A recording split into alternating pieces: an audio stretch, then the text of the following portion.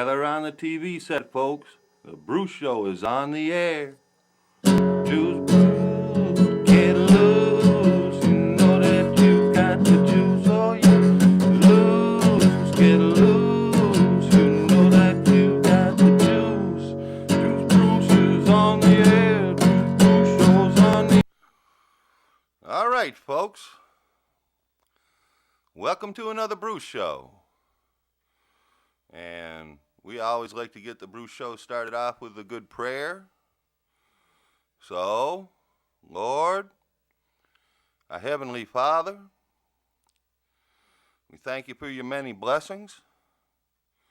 You're the greatest and the mightiest and the holiest ever in all the heavens and all the earths and anywhere else. And we admire everything about you. We humbly strive to do your work on earth. And Lord,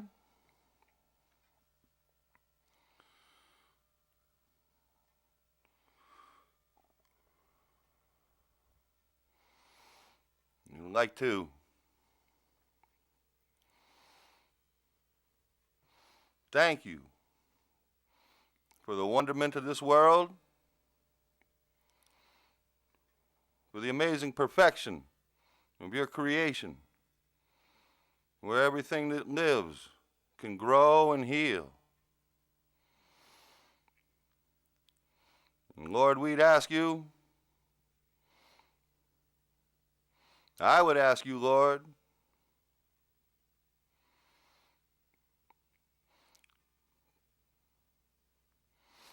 to save me and mine, and all my friends.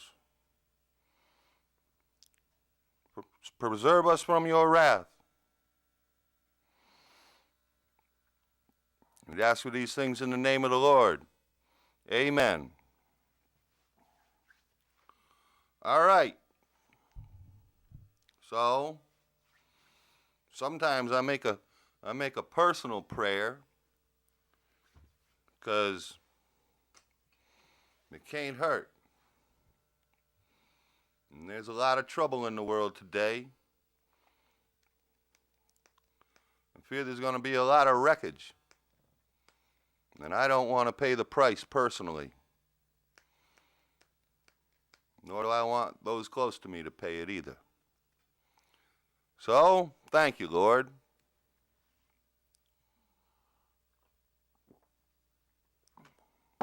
Amen again. All right, so, yep. A lot of things been going against me lately, it seems like. Haven't been having a hard time on a few counts lately. I don't know if it's worth going into. Probably not worth going into. It's neither here nor there. I just bring it up because I told you before, when I'm feeling that hurt, you know, I like to go back to the music, and I like to go back to Otis. Old Otis Redding, you know. Because he seemed to have a beautiful spirit in his songs. So I always loved this song. I was trying to figure it out here on the guitar. So I kind of got it figured out. But it's kind of hard to sing, so even though I ran through it a few times, I can't promise anything. I'll probably play this song in the next 4 shows, okay? Maybe by then I'll have it down. These arms of mine, they are lonely, oh lonely, and feeling blue. These arms of mine, they are yearning, oh yearning. wanting you. And if you would let them hold you, oh, I'll breathe. Oh, I believe. These arms of mine, they are burning,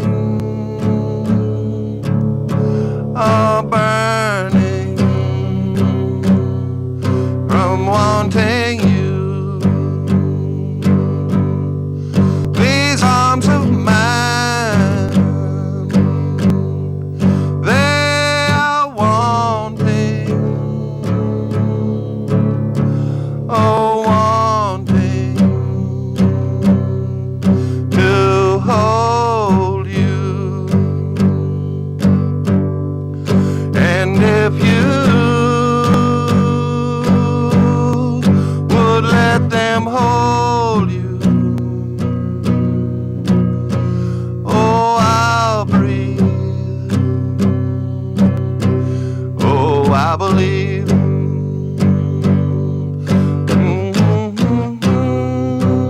I said, come on, baby. Yeah, just be my little woman. Just be my lover. Yeah, I need me somebody to treat me right. I need your arms, loving arms to hold me tight. Yeah, I need your tender lips to hold, to help me when I'm alright.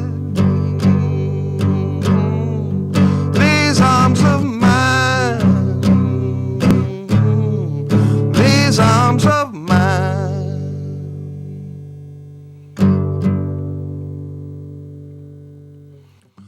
Oh, yeah, yeah.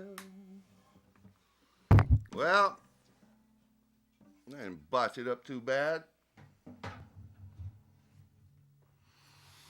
You see, my intention is I'm going to take the Bruce Show up a notch or two here. That's my intention. Yep, made some changes. This my brother told me. He said he saw something about some guy who's on YouTube, I think. And he said that this guy got like $1 million for a year to make his show. He said he'd do the same thing as I do, basically. But he took it up a few notches, you know what I'm saying? $1 million a year to be on YouTube. I'm like, how does that work? You know, how does that work? I can't get anybody to pay me. He said, I don't know. I guess if you get enough followers, then they'll I guess they give advertisements or something, and then they pay you because people want to advertise because you got followers or something. I need some followers then. To your health. Oh, yeah. So, yeah, I'm going to take the Bruce Show, try to take the Bruce Show up a notch, yeah. That's why I got this new light over there. See, the last show I noticed, I watched it on TV there, and it was looking kind of grainy, you know. Because I always have these two little lights I got. I don't know, I think I got them at a tag sale or something. They're kind of like mini spots, you know. They got like a little mini spot bulb in there. The bulbs are a little expensive, and if you drop the light, the bulb will break, as I have found out. So after 3 or 4 trips to the store to buy a new set of bulbs, I'm trying to be careful of them, but they're really not bright enough, I guess, to really light up the night, you know.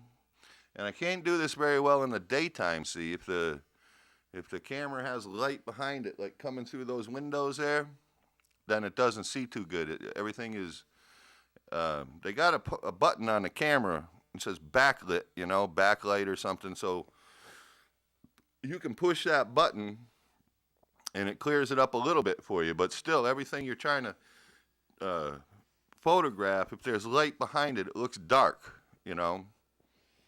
So, I don't want to look too dark. Gotta be careful what I say, though. Let's see. That's where I wrote down my song. So yeah, now I got like 300 watts of halogen over there. I took out one of my old work lamps, you know. I got me on one of those. I hate those things, man. They're so hot. If you touch that thing, like on the face or something when it's on, oh man, just thinking about it gives me that chill, you know, from having done it before. The smell of burning skin and just the pain of that. Oh, I hate that feeling. So I got to be careful of the big 300 watter over there. And I'm telling you, it's probably blinding me right now. It's hot in here. Oh, you see, I used to put that lamp down here on the floor. So then I at least had the 3 lamps. It was a little better. But then I see all these guys, you know, like Ron Paul or Mitt Romney or Rick Santorum or Barack Obama. And they always got like a lamp behind them, you know, or a fireplace behind them, throwing off a cheery glow, you know. So, you see, I got me a cheery glow back there too now. You see that? And I got 300 watts of light over there. So now you can tell what color my shirt is, hopefully. And it won't be all grainy when I come out on TV. So maybe I'll hit the big time in the USA. But looks like it's that time. Oh yeah. I figured, you know, I'd shave my beard off here. I did that too, because I was sick of it anyways, and, you know, hopefully we're going to get springtime pretty soon. Although we just got the first snowstorm of the year, so you can never tell. And down south of here, Tornado Alley. Well, it's not Tornado Alley. I guess we got a whole southern half of the United States. Last year we had tornadoes in Springfield. So they're really having bad tornadoes tonight down south. So we got to pray for the lives of these people that are in the way of that. There ain't much can be done about the property. Okay, well, I picked up this, I always pick up the Collegian if I see it down at Stop and Shop, you know. So this was the Daily Collegian, Gardening Gets Real. Let's see if I can find the date. February 17th, 2012. And only reason I bring it up is here, I was in the opinion and editorial page here, and I got these 2 columns here. I read them both. Conserve Your Rights by Nathan Fatal and Reason Being, ? From Jesse Putnam. And I'm telling you, these are about the 2 best written editorials, 2 best written essays I've seen in a long time. And I read a lot of editorial commentary and stuff, seems to me, at least what I get a hold of. And, you know, I mean, maybe I agree with these guys' points or whatever, but both of them are making the point that, you know, the level of critical discourse, intellectual reason going on around here is pathetical, okay? Pathetical. And we're supposed to be an intellectual, educated community in Amherst, so, you know, it's kind of our, it should be our obligation, in a sense, to try to elevate the dialogue, I should think. I should tell you, because I was trying to think about this show and stuff, you know, and had a lot of ideas of things I wanted to say, I guess. I was trying to figure it out, what I was going to say or whatever. And I don't know, a couple of days ago, I was down there in the Stop and Shop, you know, and I bought this piece of pork that was on sale, and I ate it, and it didn't do me good. It didn't do me right. It wasn't good. 2 days I wasn't right. And, you know, not only like physically, but I wasn't, you know, it's like hard to hold my thoughts together, you know, keep a clear train of thought. And, like, right during that time, I saw, you know, the report came out. It was like on the nightly news or whatever. And they said, oh, fish turns out be good for your brain. Fish is like brain food, they said. I was like, oh, that's interesting. You know, that's what people have been saying forever. Now the scientists have found some way of discovering it. But, yeah, Bertie and Jeeves, well, Jeeves was always, he was always being fed some fish when he was about to, you know, needed to come up with a plot. You know what I'm saying? So I went back down there and I bought me a pound of swordfish, okay? And I ate the whole thing tonight. So I'm telling you, I got 300 watts over there, and I got at least, you know, 75 or 76 watts going on right here. So I'm telling you, it could be a good show. I don't know. I think I'm going to get me reasoning powers back. Woo! And I got a big pile of newspapers, and I'm going to go back through them. And some of them going to be a repeat. Don't know exactly where we're going to go here. Treasure hunter claims 3 billion platinum find with World War II wreck. But the countries who lost the boat and everything say they want it back. There's an editorial in here. This would be the Thursday, February 2nd Gazette. The editorial is Lessons in a Clerk's Legacy. The only thing I'm going to say about this, I don't care. But they kind of trashed out old Janet Rowe Dugan in here. Let's see what it says. When she retired in 2003, Keller is the one they're complimenting, said she believed the court clerk's main duty was to maintain the dignity and decorum of the courts. That she did, in fact. She restored to the court its rightful dignity and decorum, qualities that eroded in the term of her predecessor, Janet Rowe Dugan. Fired from her lifetime appointment after facing multiple charges of professional misconduct, Dugan was notorious for running the court like a tyrant over her decade in office. Her hearing on misconduct charges in 1993 was the first of its kind in the state, ultimately led to her dismissal based on the determination that she'd brought disrepute to the office, engaged in conduct unbecoming a court magistrate. Yeah? Janet Rowe Dugan was about the most honest court magistrate. And you know what? When I got arrested, she came down to the police station at 3 o'clock in the morning, maybe 4 o'clock in the morning, so that I could post bail. And when I was there posting bail, she told me, don't you ever plead guilty to any of this bullshit. Yeah, straight up. So, whatever. Up. Yeah, we're back to this one. I don't know why I should do this. I don't know why I should do this. Alright, let's see if I can organize my thoughts here, because I did eat some fish. Let's see if I can find... I have a whole bunch of them here. What did I do? It's the one I want. That's not it. Uh-oh. I'm going to have to turn the thing off here. I know it's in the kitchen. Hold on just a second. Boom, boom, boom, boom. I said, come on, baby. Mm-hmm. Just be my little woman. Uh-oh. Amherst Bullet. Yeah, let me get this back in here. Amherst Bulletin, Friday, March 2nd. That's today. Amherst at top in per pupil spending. Administrative costs in line study finds by Nick Grabby, staff writer.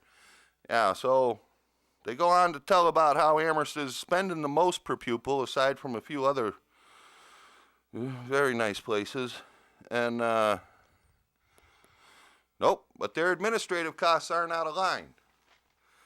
So the only thing I can say about that is, you know that they just redefining what's an administrative position, okay? If you have a dean for every class, I don't know how you can say you're not spending too much on administration.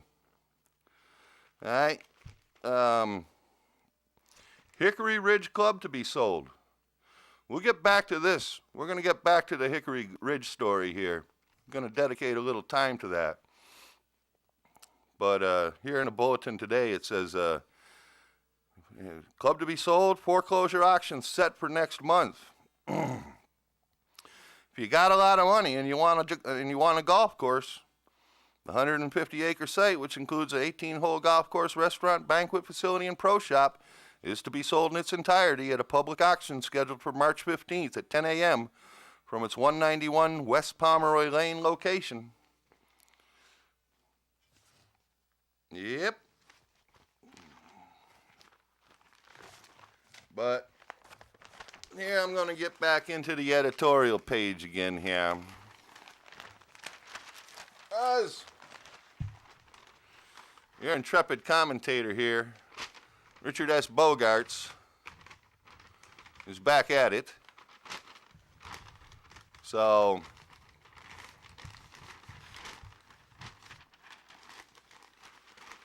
I'm not going to read this one. It says, Roots of Wrong-Headed Reality.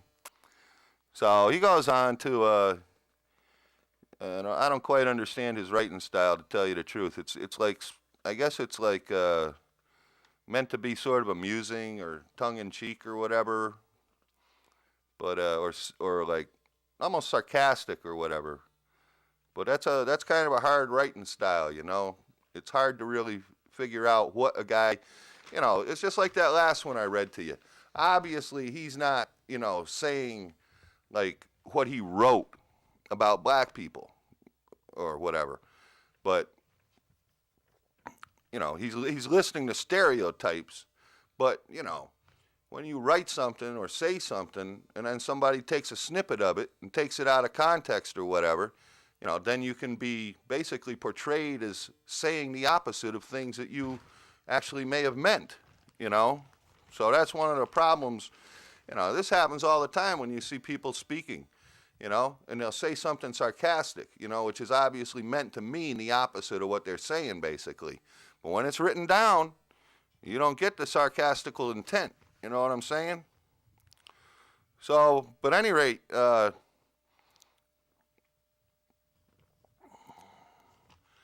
he pretty much goes on here about, he's got another dissertation, basically, you know, against racism and stuff, you know, racism, oppression, bigotry. We're not going to get into that, but I'm just going to, you know, his article at least, I'm just saying, you know, it's good. It's good that he approaches the subject, you know. I mean, I didn't agree with his other editorial, you know, about, you know, basically like if you don't agree with Obama or you don't like Obama's plans and ideas, then you got to be a racist. That's just ridiculous, okay? But it takes a certain amount of courage to approach the whole subject of race, all right? Because it doesn't matter whether you say the right thing, the wrong thing, or nothing, you know, or anything or whatever. You know, somebody is going to take it out of context or take what part of it, you know, they want to pick on, and then you're going to be, you know, I did it myself, right? I asked you, you know, this guy's judging on the basis of the color of somebody's skin. So isn't that a racial attitude? You know, that's the kind of thing that you open yourself up for when you even start discussing race, you know? But these things have to be said or we can't get nowhere, all right? That's what intellectuality is. It's a willingness to discuss things, whether or not they're, you know, whether or not they're going to cause some friction, you know, some heated debate, some little hurt feelings, you know. And an intellectual discussion isn't meant to be played out on an emotional level. You know, if you're going to bring your emotions into it, well, they have a place in all reason and debate, you know, but you still got to get past that, you know.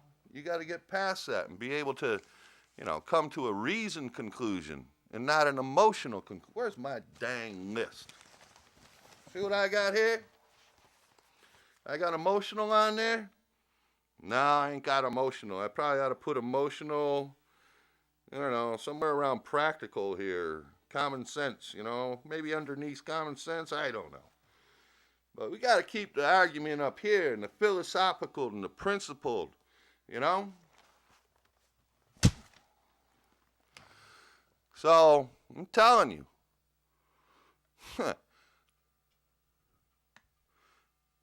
You know, the debate currently, the last show I did, right? I was talking about at that point, the Catholic Church had come out and basically derided Obama and them for trying to inflict their views upon the church. And the church is saying that that's a conflict of the separation of church and state. The state doesn't have the right to tell the church what it must do. It's fundamental to the American Constitution. Okay? So, like I say, now I got my big list out here. I got my whole pile messed up. Where'd that one go? Nope. I'm looking for the old Richard, the old, here he is, the old Richard Bogarts. Why such hatred for Obama? All right, we're going to go back to this here. I read a little bit of it to you before, you know, and I'm not going to read the thing again. But basically, that was the guy's argument that, you know, Obama hasn't changed too much from the Republican predecessors, you know, except for health care and the individual mandate, you know. So if you don't like what he's doing, then you just must be racist, you know, because why else wouldn't you like him? The only other reason you wouldn't like him, I guess, is because he's black, right?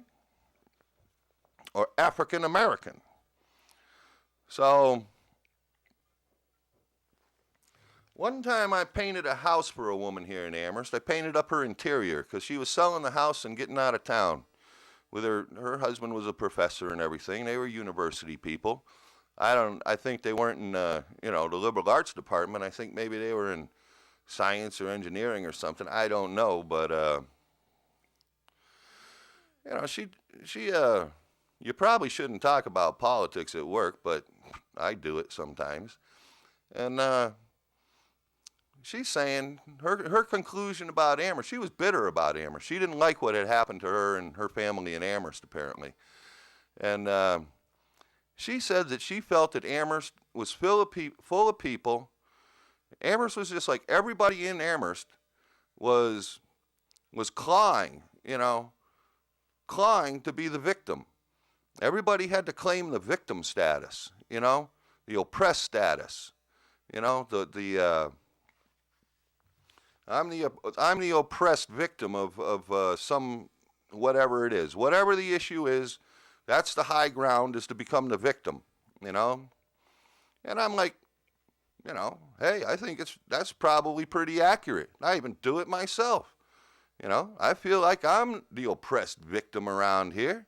You know, anybody who's not well-to-do, who keeps having their taxes raised continuously, they start feeling like they're the victim, you know. But that's basically the same. That's just what he was writing here. You know, that's the race card. That's if you don't agree, if you're not, you know, if you're not down with whatever this guy does, well, then you're a racist, right? That's not an intellectual argument. That's just an attack on somebody's belief system. It's the same thing that Richard Rosnoy did, you know, calling Amherst a conservative small town or whatever, right? If you don't agree with me, then you're not right, okay? So Since that last show, this is just unbelievable to me. It's absolutely unbelievable. But they did it again. Obama, the Democrats, the progressives, they did it again. You took a constitutional debate over one little tiny aspect of the totally unconstitutional health care bill that the state could tell churches what they were going to do, right?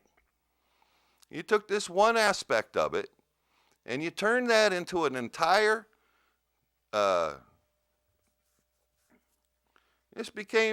argument got totally turned around. Now the right hates women. Women are the victim, right? You're kidding me, right? Aren't you people capable of having an intellectual conversation? Aren't you people capable of having an intellectual, philosophical conversation about the Constitution of the United States, the separation of church and state, imbued in our Constitution, the First Amendment of our Constitution? That's a philosophical question. All right? And you turn it around into you're being mean to women, you're being misogynistic. Anyone who thinks that women should have to pay for their own contraception if they want it is a misogynist. The church doesn't have a right to that opinion, or they're misogynist. They hate women. Really? I mean, you got to be kidding me. I saw these women pulling their hair out. Andrea Mitchell, who I used to have quite a bit of respect for as a journalist, you know. I'm watching her show today. She's got this big sign up right above her head in between her and her guest. It says, "The war on women's health." The war on women's health. Because some very small percentage of women who work for a church organization might have to pay $20, $30 a month or something to get their birth control pills. I mean, are you kidding me? That's the extent of your constitutional awareness? And look what they'll sell their constitutional rights out for. A birth control prescription. You'll let the Constitution be flushed down the toilet as long as you get your birth control pills. Really? I mean, it's ridiculous. And then it went on, Tamron Hall. I'm telling you, I went for a walk. I was gone for an hour or so. I came back and Tamron Hall's spouting off about it. Same thing, war on women's health. The war on women's health. Women's health, really? You know, the government spends millions of dollars, has congressional investigations of baseball because baseball players are taking steroids, right? They're basically taking, anabolic steroids, substitute testosterone, right? Hormones. Well, you know what birth control pills are? Birth control pills are women's hormones, estrogen. You know, I'm not a doctor. I'm just a bush doctor. I have to be a bush doctor because I got to treat myself. Because I can't afford to go to the real doctor. And I don't have much trust for him anyways.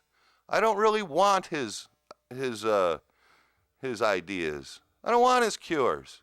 You know, if I broke my leg, yeah, I'd want to get it set. But I'm saying, every day you can watch TV. You can watch any channel you want. You can watch any time of the day or night. And you know what you're going to see on TV? You're going to see ads from lawyers. And one after the other. For virtually everything that the drug companies advertise that they want to sell you. I mean, I ate all that fish. I ought to be able to remember all these words, but I probably can't. You know, what is it, the antacids or something? I think that's like the Tylenols and all of that, right? That's all. That all gives you whatever. They know that'll kill you now if you keep taking it. Just today, they said sleeping pills. Sleeping pills are dangerous for your health. They can kill you. Kill you. You know, it's, the women's hormone thing, like I just said, birth control pills are estrogen, but meantime they make a big issue that, male hormones shouldn't be taken. Oh, until now. Now they got low T. So now they got testosterone substitutes for you males out there. And women could take them too if they want to, But, it can cause death. They say so. It cause all this other crazy stuff, right? It's nuts, all right? But they're making money, all right? It's the most corrupt and obscene system I've ever seen.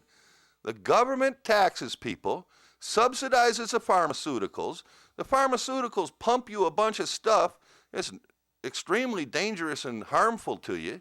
And then when your body is all decrepit and used up from their business, from all the things that they push down your throat, then they do something else to you.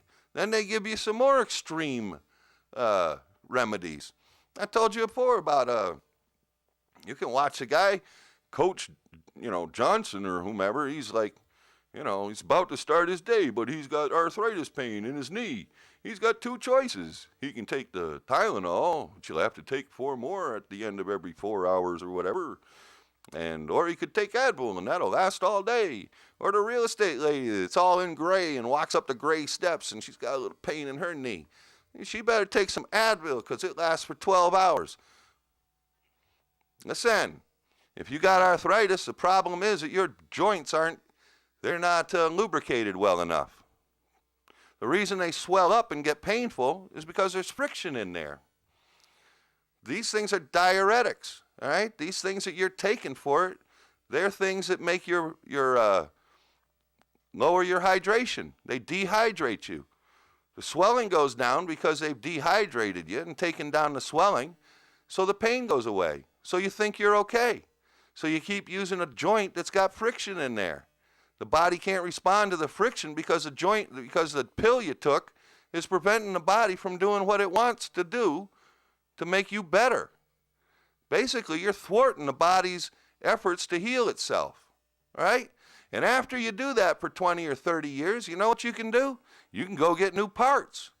You can go get a new knee now, or you can go get a new hip. And now they're recalling the hips and knees because those weren't right either.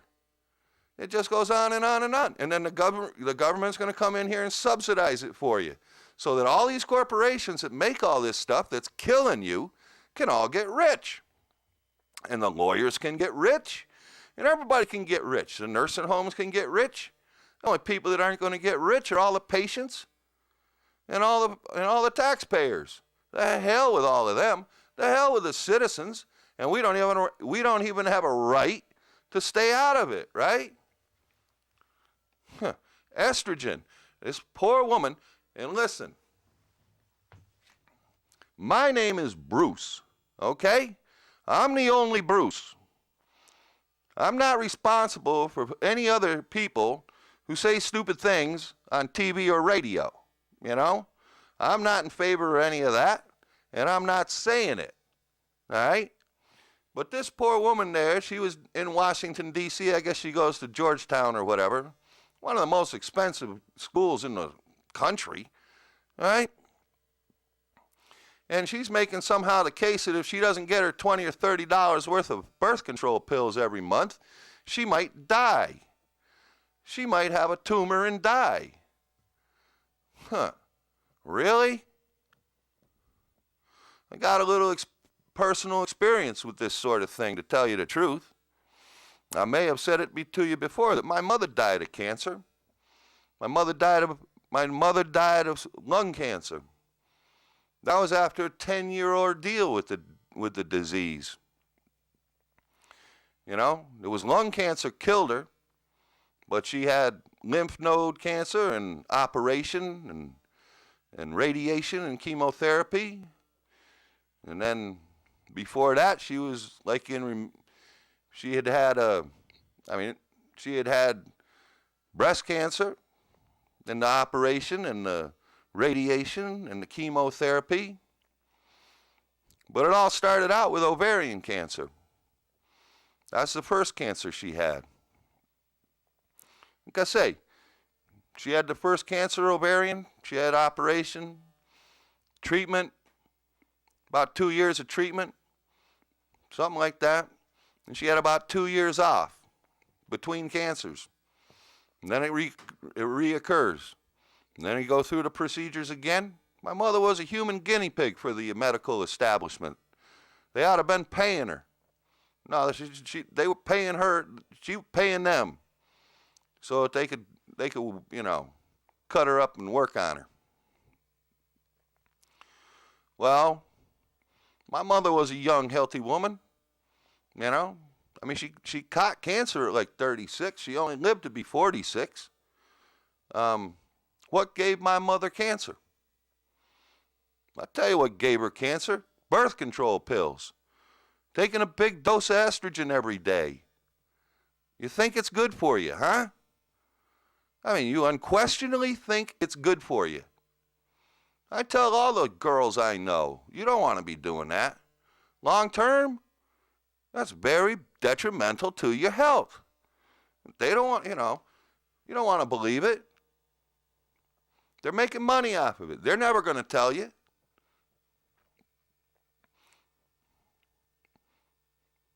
I don't know. I know Obama's mother died of cancer. I don't know what her cancer was about, whether she went through the same kind of ordeal as my mother. But if she did, I question, why would Obama endorse all of this stuff? Why wouldn't he have some question about, the safety? How healthy the medical industry really is, the pharmaceutical industry really is. It's not healthy. It's not helping you out. They're making you feel better, I guess that's where we are as a society. The truth of the matter, the actual health of the society doesn't matter. Just how good it feels. Here's a pill to make you feel good. So it must be good.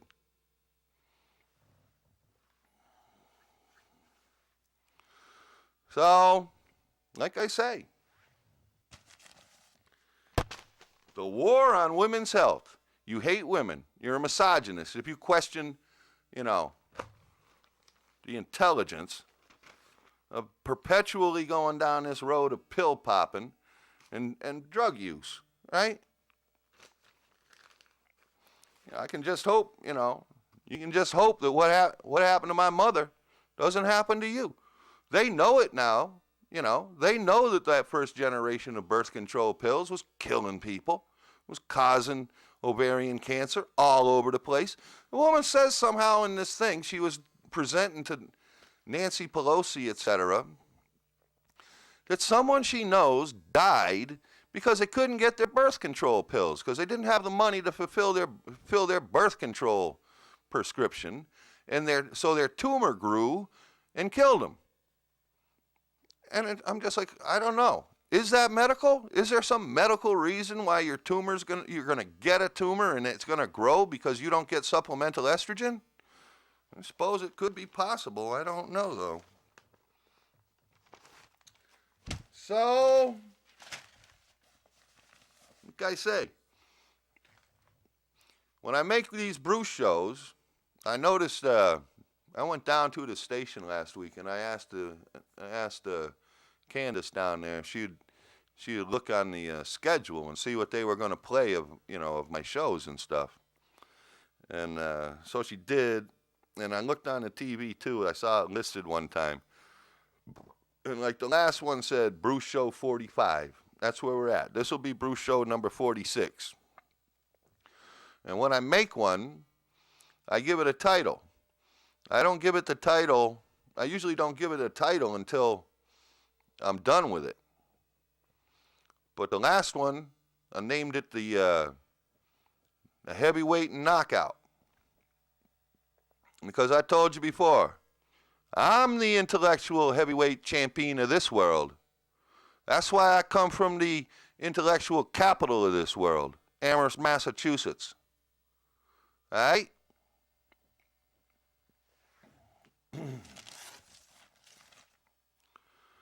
And this show, I already know. Like I say, usually I don't name it until I'm all done with it and I'm thinking about, like, what was the principal part or whatever. and then I name it after that or something like it or something, some phrase out of the show or something. But I know this show, I know what it's going to be named. It's going to be named, looks like another love TKO, yeah. And that's how we're going to end it, too. I'm not sure about what the time is going here, but I hope I get everything down. All right. DA brings murder charge. Boyfriend arraigned in slaying.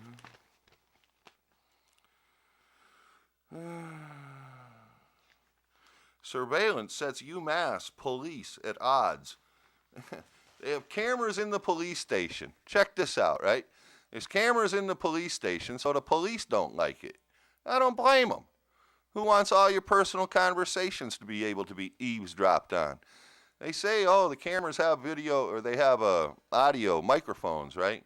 But they're not hooked up, so the police don't have anything to worry about. But the police know they can be hooked up. You can listen to what we're saying if you want to, right? They don't like it. Where is this going to all end? All right? Now the government says they can fly drones around. They can fly drones around our country, right? We're getting back to the Constitution, I'm telling you. It's just going all to hell. It's gone. They got the Patriot Act. I mean, it's not all Obama. George Bush started that. He was the one to introduce the Patriot Act. But Obama came along and said he was changed. He's not changed. He's stepped it up. Now they just had, beyond the Patriot Act, which basically negates most of your Fourth Amendment, your rights to privacy, the rights to warrantless searches of your persons, possessions, things, papers, whatever. Your Patriot Act pretty much nullifies the whole Fourth Amendment of the Constitution, right? Now they got the I think it's the National Defense Authorization Act. Obama just signed this thing. Unbelievable. This is your change guy. This one says that they can arrest somebody for whatever, suspicion. They can just take an American citizen and lock them away. And they don't have to give him a trial. They don't have to give him a lawyer. They don't even have to give him charges. Okay? They can just take somebody. And, there's about 2 amendments in there about that. Right to trial by jury of your peers.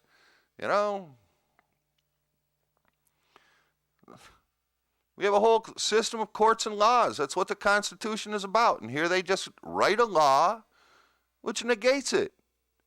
And they apparently feel it's carte blanche, do whatever they want, right? This one says you can kill somebody if they decide to assassinate somebody. They just did it. They assassinated that guy over in Yemen there, that cleric or whatever he called himself. And I'm not saying that, he was a good person or didn't deserve to, face his maker for his transgressions. But what I am saying is we got laws, You should have to arrest people. You should have to put people on trial. People are doing wrong things. They should be stopped. But the concept that you have the right to be judge, jury, prosecutor, and executioner, no. That negates the Constitution. Okay? Like I say, I'm shocked. The progressives, the liberals, the Democrats, they're apparently willing to give up their constitutional rights for $20 or $30 worth of birth control pills every month that are killing them. Insist on the right to kill themselves. That's the price. You'd think, if that's how cheap it is, right? If that's how cheap it is to win your undying commitment, right? Why doesn't some rich guy just do that, Tell you what, I'll give you $50 a month. I'll give you $50 a month if you'll support the Constitution. How would that be?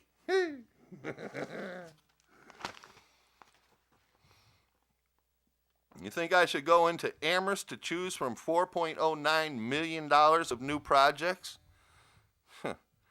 This is their Joint Capital Planning Committee, okay? This is like their little, this is their toy fund, okay? This is the money, you know.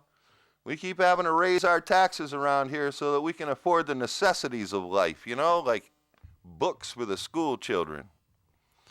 Generators that could keep municipal buildings open during widespread power losses, a town-wide tree planting plan, and equipment and vehicles for municipal departments are among $4.9 million in anticipated capital requests.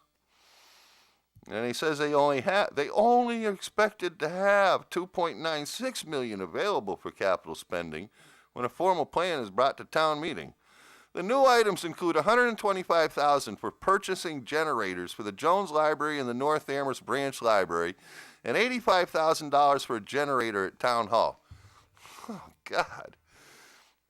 Did you know that before Y2K, when Barry Del Castillo was the town manager, they put a $50,000 generator into the town hall.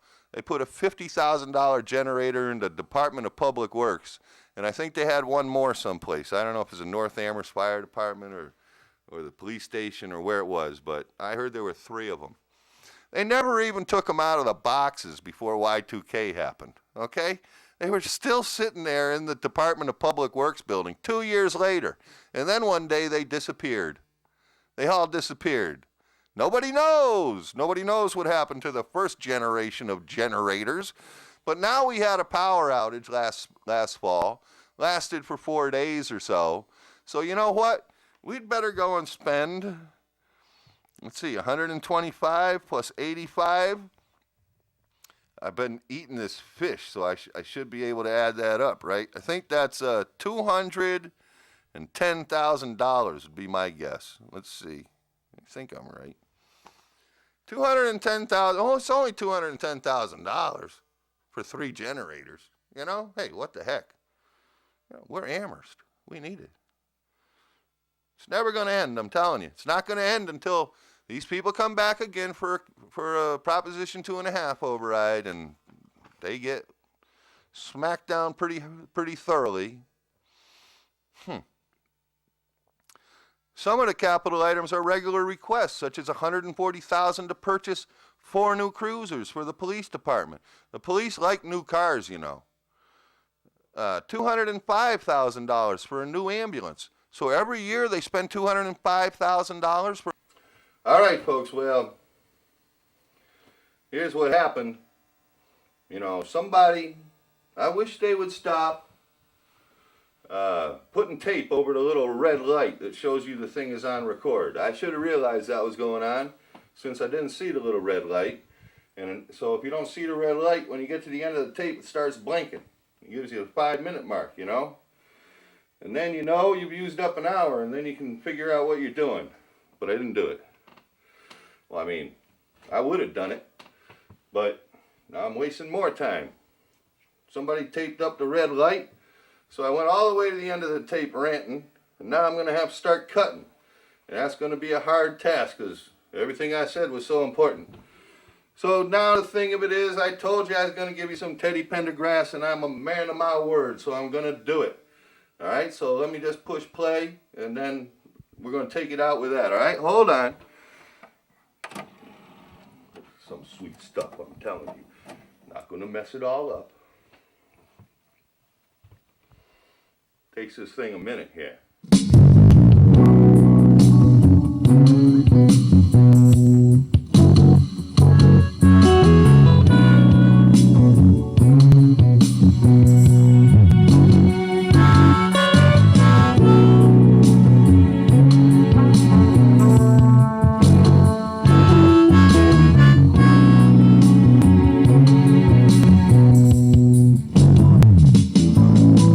Looking back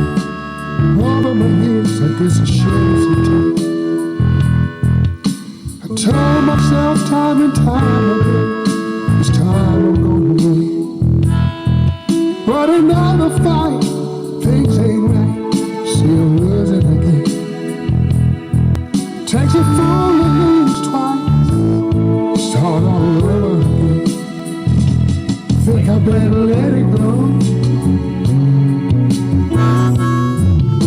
Looks like another love TKO.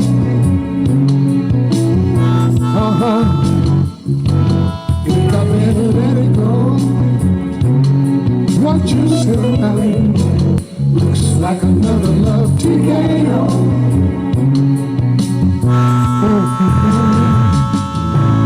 Try to take control of the love took control. Cause we lose our sense of time, never changing. Taking the bumps of the two times. See, I try to hold on, my faith is gone. It's just another sentence. Think I better let it go. Looks like another love TKO. Whoa.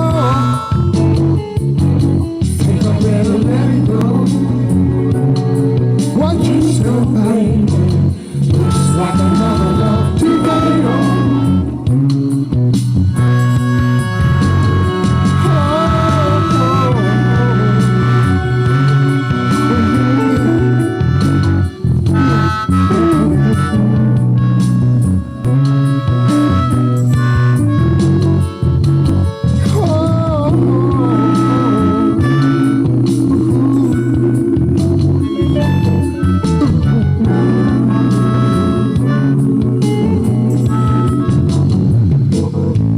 Try to take control of the letter took control. Cause you lose our sense of time, never changing. Taking the bumps and the bruises and all the two times. See, I try to hold on, my face is gone. Just another sentence. Think I better let it go. If I know what's missing, it's like another love TKO. I can't stand this pain much longer. Think I better let it go. What you say about it's like another love TKO. I think I'd better let it go, let it go, let it go.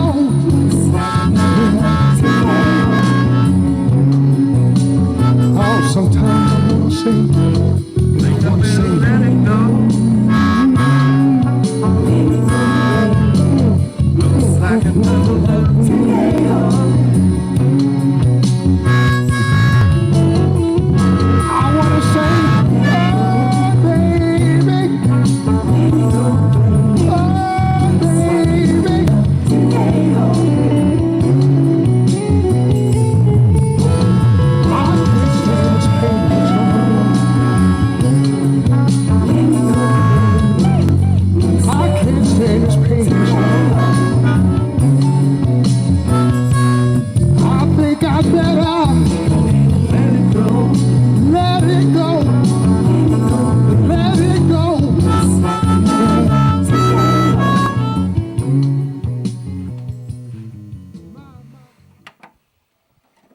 All right, we got to thank old Teddy Pendergrass. He was a great artist. He sorely missed and lived too short. And that's the TSOP, baby. So thanks for being with me on another Bruce Show. And we'll get back after it again real soon, all right? Thank you. Gather on the TV set, folks. The Bruce Show is on the air. Juice, Bruce, get